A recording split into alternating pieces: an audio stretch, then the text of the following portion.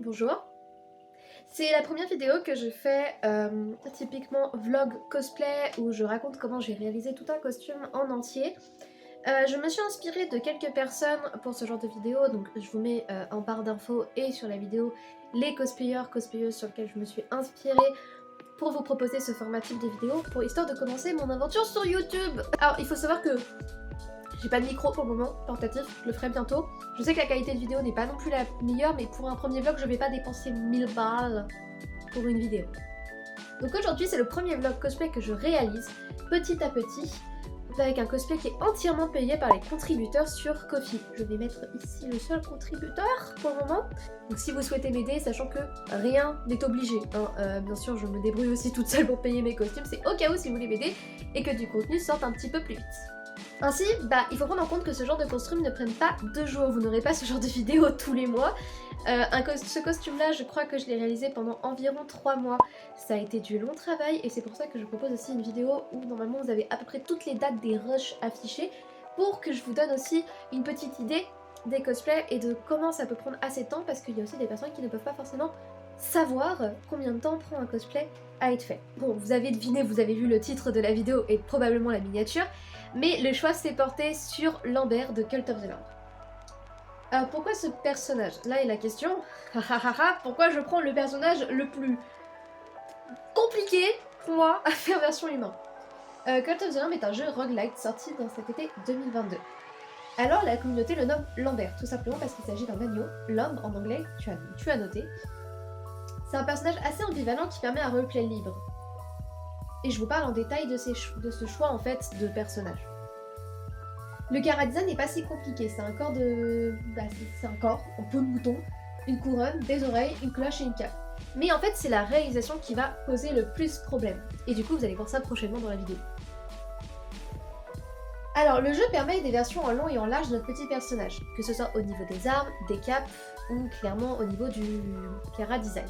Mais moi personnellement j'ai préféré prendre la version de base avec sa mignonne petite cape rouge. J'ai pris seulement les designs du jeu pour essayer de l'adopter à ma manière.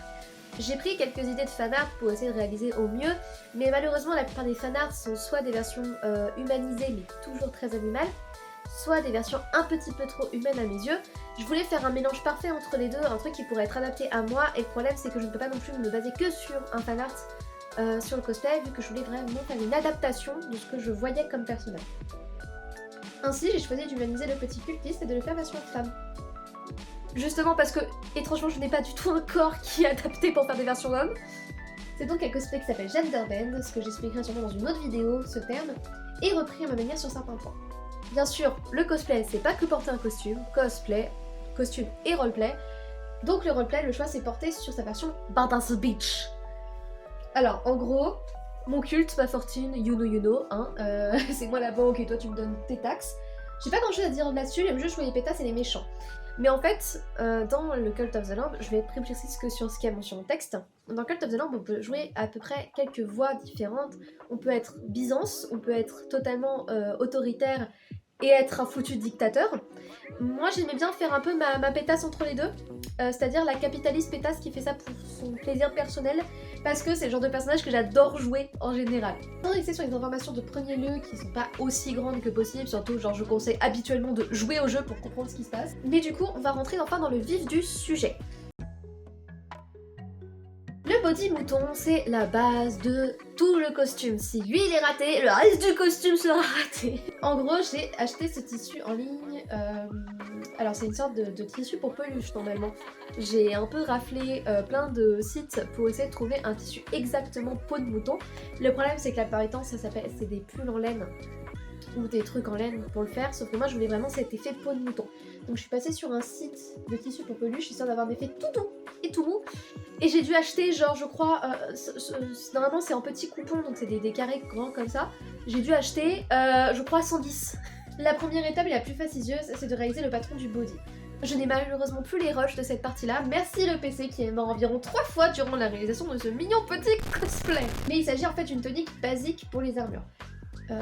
Les surchaussures ou autres accessoires qui demandent du sur-mesure. En gros, vous prenez du cellophane et vous vous retissez la gueule. Vous entourez autour de vous Ensuite, quand votre cellophane a bien pris tout votre corps, on enroule par enrouler du scotch, histoire que ça prenne une forme bien nette de la chose. J'ai utilisé cette technique pour que Cap ne possède aucun body dans mon armoire. J'aime pas trop ça. J'aime pas porter des bodys. Du coup, va réaliser un body alors que t'en as jamais fait, que t'en as jamais porté, c'est très complexe. Donc on utilise cette technique-là. Cette technique-là, je la conseille habituellement, surtout pour les parties d'armure quand vous faites des plastrons au niveau du corps, sur vos débuts, parce que ça coûte beaucoup moins cher et en plus de ça, vous ne connaissez pas toutes vos mesures et votre corps peut-être change au fur et à mesure du temps. Donc le cellophane, pour réaliser une première partie de patron, c'est la meilleure chose. Le truc basique à faire ensuite, bon après merci les roches qui ont disparu, est de coudre vos parties de body ensemble. Je n'ai pas fait le coup ou autre à l'avance, en raison de la doublure que j'ai réalisée à l'intérieur. Oui, j'aime beaucoup cacher mes coutures intérieures parce que j'aime pas qu'on voit mes coutures, donc j'aime les magnifiques doublures qui cachent tout. J'aime faire des caches-misères sur mes projets. Le tissu utilisé pour la doublure est un tissu de récup qui a été acheté il y a très longtemps par mes parents et c'était des sortes de trucs qui protégeaient les chaises Ikea. En fait, je suis un peu dans un mood sur ma chaîne YouTube. Achetez vos premières choses cosplay, par contre tout ce qui n'est pas prévu, faites de la récup. Parce que c'est des éléments qui coûtent extrêmement cher le cosplay et on va pas se mentir. Le tissu ça pollue actuellement. Donc si on peut faire de la récup et de la seconde main, faites-le, c'est genre ultra important. Si vous faites vos costumes achetés, essayez de faire ça en seconde main. Mais je n'en parle pas plus dans cette vidéo, on en parlera peut-être à un autre moment. C'était parfait parce qu'il était facile à coudre, à manipuler, à plier et doux parce que je veux pas que ma peau rentre en contact avec le tissu rêche parce qu'en fait vous aviez le côté mouton et l'autre côté c'était ultra rêche. Oui parce que sans mentir, bah en fait aussi j'étais nue sous le body. Normal, c'est un vêtement. Il fallait donc un petit body agréable à porter en général. Malheureusement on peut voir aussi mes erreurs de calcul, de mètres de tissu à utiliser. Honte à moi. Mais heureusement ce n'est pas un costume de concours. C'est pas comme un que je ferai aussi en vidéo. Donc ce ne sera pas primordial en erreur à corriger plus tard, on ne le voit pas, point. Bon, pour cette partie-là, j'ai dû malheureusement tout coudre à la main. Il faut savoir que je n'avais pas de machine à coudre adéquate pour mon costume avec autant d'épaisseur, donc j'ai préféré le faire à la main. En fait, je pratique la plupart de mes coutures à la main sur mes cosplays. Je maîtrise assez bien et j'évite les écarts. Mais j'ai même fait souvent des coutures trop serrées par peur que ça pète. Ça fait énormément de vidéos couture à la main, mais j'étais sur les finitions de la première partie. C'était long, très long, mais j'en suis fière. Et j'avais 2-3 choses à vous redire dessus et des erreurs à corriger. Les erreurs sont extrêmement importantes pour évoluer dans le monde du cosplay. Faut les prendre en compte, s'il vous plaît, et corriger directement sur les cosplays qui demandent à revoir les erreurs. Les erreurs, on en parle donc autant vous le dire maintenant. J'ai mis des boutons pression pour attacher le body. Donc c'était une catastrophe en convention. Actuellement, ce qui a été réalisé, c'est... Actuellement, ce que j'ai réalisé au final comme réparation, c'est que j'ai cousu la partie en bas qui est une extension qui à la base devait se décrocher pour aller aux toilettes. Je me suis trop inspirée en fait des bodys qu'on voit originairement dans les magasins. Du coup, au final, j'ai cousu cette partie-là et j'ai fini par faire une sorte de lassage au niveau du cou pour que ça puisse tenir et ça tire beaucoup plus avec un lassage élastique. Voilà. N'hésitez pas à revenir sur vos erreurs de costume, ne laissez pas tomber, faites toujours évoluer vos costumes quoi qu'il arrive. La cape. La deuxième partie la plus intéressante mais qui a été la plus fastidieuse. La cape du petit mouton. Réalisée de manière différente que dans le jeu. En fait je me suis basée sur une version un peu plus étoilée pour faire une version un peu plus sataniste, un peu plus magique. Assez longue d'ailleurs parce qu'en fait on voit mes fesses avec le body, normal c'est un body. Et bien sûr avec une doublure noire à l'intérieur pour donner de la profondeur à la cape. Du coup j'ai reçu entre temps pour mon anniversaire, 10 octobre, tu oublies pas, une ring light avec laquelle j'ai filmé petit à petit après. Bon, j'espère que vous verrez un peu le tracé sur le tissu pour vous expliquer cette méthode d'étoile. Bon bien sûr je vous laisse écouter ma peine. Du coup, là ça va être mon étape. Oui j'ai fui le patronage, j'ai fui les traits, j'ai fui les maths, j'ai fui la géométrie. Je suis fatiguée, il est 23h. Donc on va continuer. Cette fois-ci c'est moi qui vais devoir faire les premiers traits noirs, les premiers traits de coupure, donc de la forme réelle de ce que ça va prendre. Je ne sais pas si vous les verrez, peut-être pas. Mais du coup, vous allez me voir tracer quelques traits sur la vidéo. Je ne vais pas tout filmer parce que je vous avoue que... Flemme les gars. Mais dans l'optique, vous allez quand même avoir quelques petites séquences où je vous expliquer ce que j'ai fait, où je vais vous dire comment j'effectue la chose, Bon, vous l'avez sûrement vu sur le tracé, mais clairement, c'était trop petit. Les pliures avec la couture ont dû se faire cacher par des parties de satin blanc cassé. Enfin bref, c'est une erreur que j'ai réalisée sur le champ. Mais que si je la réparais pas, je vous raconte pas la catastrophe que ça aurait été. Du coup, pour vous raconter à peu près ce que j'ai réalisé sur cette cape, j'ai pris des extensions de tissu rouge que j'ai rajoutées pour faire une grandeur et de toutes les parties de couture, je les ai cachées avec du satin blanc. Pour éviter en fait qu'on les voit. N'hésitez pas à toujours avoir une masse de tissu en rab en cas de ce genre de problème. Si vous avez besoin d'un mètre de tissu, prenez toujours 1,5 m ou 2 mètres minimum. Déjà, ça vous fait des chutes et ça vous rajoute au moins du tissu pour d'autres projets, mais au cas où de problème, vous aurez toujours de quoi peut-être recommencer ou réparer vos erreurs. Mais c'est comme ça, on revient, et bien sûr, du coup, c'est amélioré, c'est la magie du cosplay. Bon, j'avoue que les pointes sont bien plus propres ainsi, je vous montre le résultat du rajout qui est nettement mieux. En fait, ça donne beaucoup plus de lourdeur à la cape, c'est plus propre, en fait, on préfère, et ce n'est que la première partie car je suis déjà en galère. Du coup, j'ai assemblé le satin blanc cassé sur les parties de la cape, cousu à la main en premier, puis à la machine pour que ce soit plus propre. Je note. Avec un adulte si vous êtes mineur, j'essaie de protéger les coutures de ce satin médiocre, de médiocre qualité en le brûlant. En gros, votre satin va faire des fils. Un satin de mauvaise qualité va forcément faire des fils à chaque fois que vous le coupez. Pour éviter que ça fasse des fils, la plupart du temps, il faut brûler les bords pour justement, comment dire, faire fondre le plastique de ce satin et que ça soit protégé. Ça fonctionne, mais je suis pas allée à fond, donc ça a été mon erreur de pas faire attention exactement et d'y aller proprement là-dessus. J'aurais peut-être dû faire gaffe et faire ça correctement. Bref, du coup j'ai réussi à emprunter la machine à coudre de l'association où je suis qui m'a permis de comprendre comment une foutue machine fonctionne et avancer de manière 10 fois plus rapide sans cette cape de ses morts. J'ai pu rendre nettement l'aspect plus propre, plus sympa. Ensuite, finition, pose de l'extension pour le coup, et je parlerai plus tard, mais surtout, la chose difficile qui m'a fait cracher du sang, la doublure avec les pointes. La doublure et les pointes sans mannequin, et sans savoir exactement comment ils tombent, c'était une catastrophe. Ça remonte d'un côté, le pli est pas beau, j'ai dû refaire environ 5 fois la même pointe en une soirée. Mon chéri a été très adorable, a accepté d'être mon mannequin pour des soirées intenses de travail. J'ai pas filmé ces parties en raison de la concentration que je devais avoir sur cette partie longue et chiante, mais j'ai combattu ce costume au mieux et réalisé à fond la doublure de la cape. N'hésitez pas à revenir plusieurs fois sur un projet. C'est important de le prendre en compte parce que... Pardon. Parce que si vous prenez pas en compte que vous avez des erreurs à corriger, vous n'y arriverez pas et vous n'avancerez pas. Ne passez pas forcément à autre chose. Gardez bien en tête ce qui vous reste à réparer sur votre costume et avancer, améliorer. Si pour vous ça convient pas, c'est que ça conviendra pas et vous ne vous aimerez pas dedans. Mais plus vous avancez, plus vous corrigez, plus ça sera bon. Bon, maintenant il reste des éléments sur cette cape qui n'est pas des moindres, c'est le collier de cuir. Bon, vous allez me voir galérer sur cette vidéo avec cette énorme chose en cuir qui me reste encore 3 tonnes derrière moi. Mais l'effet est comme je le souhaitais. C'est un collier qui reste bien droit, similaire à ceux autour du cou des animaux, qui permet de garder la cape en place sur mes épaules. En fait, il fallait quelque chose de rigide au niveau de mon cou pour que la fluidité de la cape ne soit pas un problème à porter. Il a fallu faire un petit truc cauchemardesque, mettre une attache pour le futur grelot. En fait, je rappelle ici, on est des pros de la récup de certaines choses. En fait, j'avais une ancienne veste que j'avais achetée sur le site Joom, que j'avais jamais réussi à vendre, qui avait des attaches rondes, donc je les ai récupérées et découpé des trous dans le collier en cuir pour les mettre à l'intérieur. Bon, il a suffi que je fasse une simple couture, tant pis si c'est dégueulasse, pour faire tenir ce petit ami. Alors soyez plus propre que moi sur vos travaux cosplay parce que clairement on dirait que je vais me couper un doigt dans la minute. Ainsi la cape finie, maintenant on va parler des éléments les plus importants. La couronne. J'ai pris de la mousse Eva de 5 mm qui me restait du cosplay de Noël. Bon bien sûr, alors c'est l'instant pub.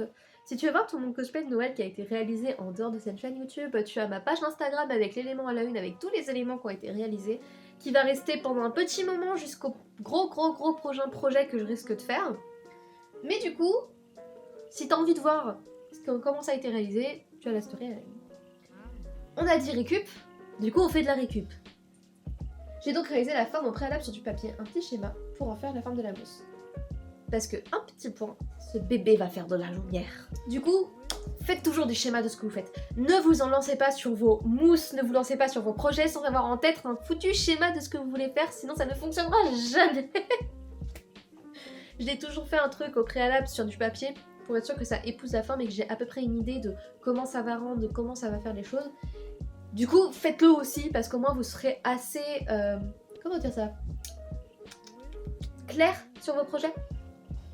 La première étape avant de faire quoi que ce soit par contre d'électronique, de peinture ou de détail, c'est le ponçage. Les enfants, on met un masque quand on ponce, on s'attache les cheveux et on protège ses yeux. En fait, la fumée du ponçage de la mousse Eva, c'est extrêmement dangereux pour votre corps. On joue pas avec ces trucs-là. Donc, pour la ponceuse, on y va doucement, toujours dans un seul sens. D'ailleurs, je conseille toujours au préalable de tester sur des petits morceaux vos fraises de ponçage pour pouvoir essayer de voir laquelle utiliser pour votre élément. Prenez votre temps. En fait, si vous allez trop vite, vous allez forcément louper une partie dans les trucs d'armure, etc. Tout ce qui est armure, mousse Eva et crafting, il faut y aller avec beaucoup de temps devant vous. Parce que plus vous rushez ce genre de partie, moins ça rendra bien. Ainsi, je pense au préalable la couronne pour réaliser le ponçage. J'évite que ce soit brouillon, je nettoie avec la ponceuse. Je vérifie entre chaque coup de ponceuse si tout se réalise bien. Soyez méthodique et calme. La découpe de l'œil se fera à la fin pour réaliser en creusant et non à plat. En fait, quand vous allez mettre votre couronne sous une forme arrondie, si celle-ci a déjà une bonne forme, ça sera plus simple après pour faire un œil qui sera dans la forme que vous souhaitez, que ça va être arrondi pour donner cet effet de pupille. Donc faites un montage au préalable avec des épingles, puis commencez la forme de l'œil. Comme ça, vous n'aurez pas de surprise à la fin. Ensuite, après avoir utilisé la colle chaude pour avoir tout assemblé, venez poncer les excès de colle qui pourraient peut-être rendre le résultat un poil moins propre. Par là, je conseille qu'avec votre fraise, en fait, dans vos fraises, je vous conseille d'en garder une de côté spécialement pour poncer tout ce qui va être colle chaude. Parce qu'en fait, ça évite de ruiner vos fraises et la colle chaude, vous vous rendez bien compte que ça sèche et ça durcit. Donc si vous laissez ça sur vos fraises et que vous nettoyez pas plus tard et que vous faites ça sur toutes vos fraises ne seront plus bonnes pour poncer. Je ponce donc toutes les petites parties de colle chaude et je passe enfin à la préparation de la peinture. Bon, habituellement, je vous aurais dit mettez un masque en tissu, mais vu que le chaton utilisait son imprimante 3D et qu'on avait déjà une fenêtre ouverte, si on aère pour la colle à bois, les vapeurs ne seront pas un problème. Donc, vous mettez une très bonne couche, histoire que votre mousse, parce que c'est de la mousse, ne boit pas la peinture et ne la fasse pas craqueler. On doit solidifier la couronne pour pas qu'elle se modifie sous le poids de la peinture, qu'elle ne grossisse pas dans certains endroits. Quand je dis partout, c'est tout l'extérieur dans l'optique que je vais avoir de l'électronique à l'intérieur pour ma part. Donc vraiment, sur votre couronne, vous le faites partout, vous laissez sécher, et comme ça vous avez un truc bien durci, bien net, et que vous pourrez peindre tranquillement sans que ça modifie quoi que ce soit. Ensuite, pour peindre ma couronne, j'ai utilisé de la baume de peinture de chez Action, qui est une très bonne baume de peinture, en portant un masque et en aérant au max mon appartement. J'ai laissé sécher pendant une nuit, alors il conseille à l'extérieur, mais si comme moi vous pouvez pas faire à l'extérieur, essayez de le mettre genre dans un saladier fermé, et comme ça quand vous le retirez à la fin, vous aérez encore plus. Et vous repassez après à la peinture acrylique pour donner à la couronne ce côté propre si jamais comme moi vous avez eu des petites gouttes qui ont coulé sur la couronne. Et par cela ensuite je finis avec une bombe de vernis Action aussi, comme pour l'autre, et ma couronne est enfin finie. Bon, enfin fini, c'est juste que je vous épargne toute l'électronique qui a été faite par le chéri et moi j'y comprends rien. Non, en fait il a fait tout l'électronique et il a réussi à faire mouvoir la pupille correctement d'un sens à un autre. Il y a juste des petits problèmes d'autonomie et de batterie, mais ça c'est pas de mon ressort. La question étant, on l'attache comment? Donc pour la tâche c'est un peu complexe, je m'y suis reprise à 2 fois. En gros, en gros pour la tâche, comme vous le voyez, j'ai ces petites oreilles achetées sur Etsy. La créatrice sera en barre d'infos si vous souhaitez acheter les oreilles de mouton qui sont vraiment par contre super géniaux. Donc de base j'avais mis seulement ce petit disque de tissu et de fil de fer pour faire tenir sur ma tête. Ouais, c'est lourd l'électronique, on va s'en rendre compte. Du coup, au final, la couronne, vu qu'elle était extrêmement lourde et qu'elle arrêtait pas de tomber et du coup de se péter la gueule et du coup de se casser, on a décidé de plutôt faire maintenir sur un cercle, comme ceci, un cercle de plastique. C'est un cercle qui va enrouler toute la couronne et à l'intérieur, vous voyez, j'ai des attaches qui sont directement sur la perruque sur laquelle je vais clipser la couronne. Ça tient beaucoup mieux, c'est tout aussi fragile, il faut quand même faire attention, mais ça tient beaucoup mieux. Du coup, j'ai moins mal et je me pète moins la gueule avec mes attaches.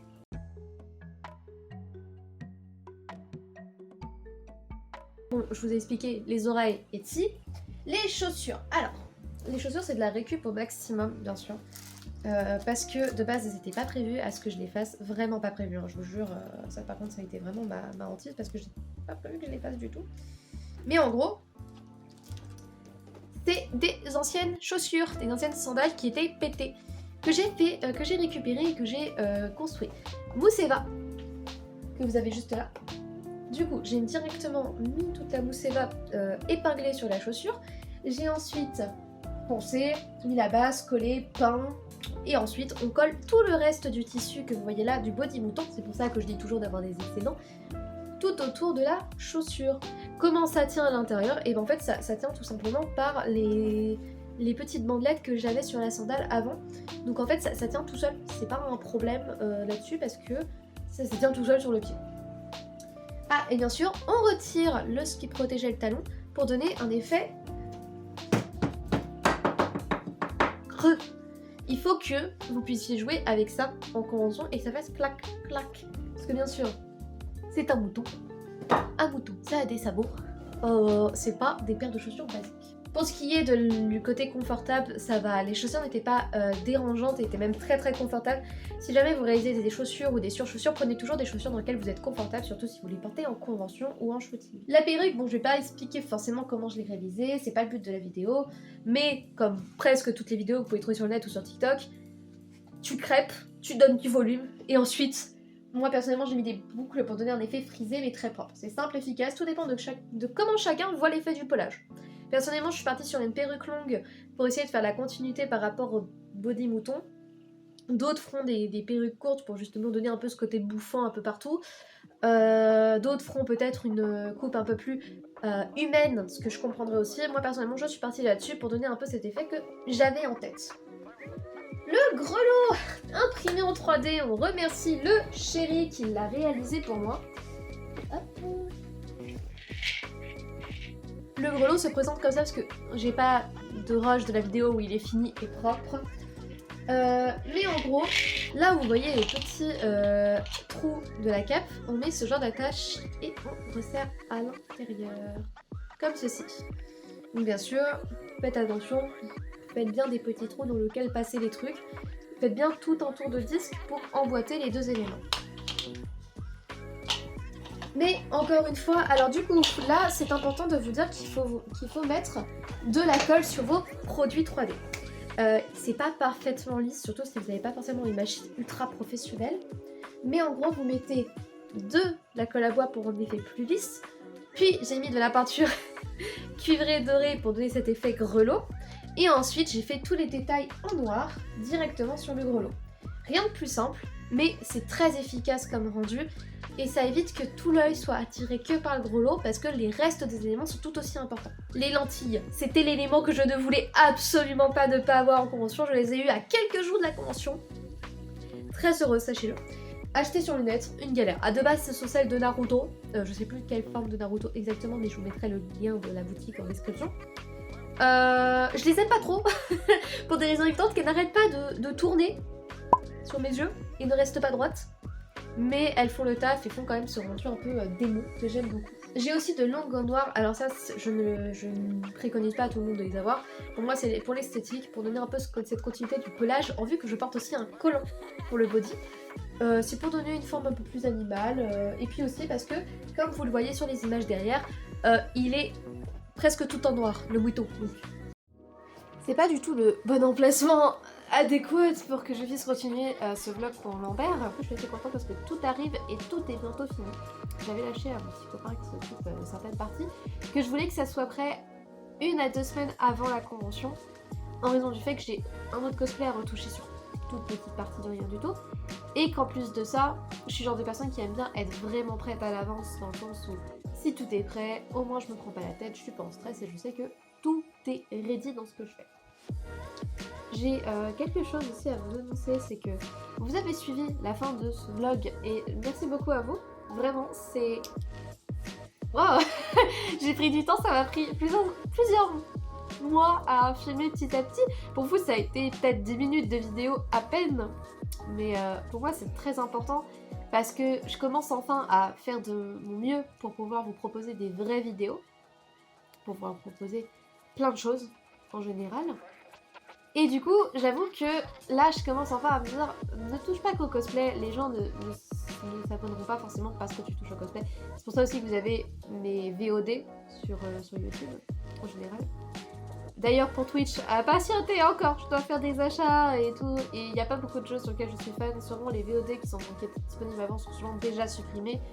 en raison du fait qu'en fait je suis pas fan de ce que je fais et je sens que c'est pas ce que j'aime en termes de contenu Twitch. Donc vous verrez plus tard d'autres VOD, d'autres épisodes.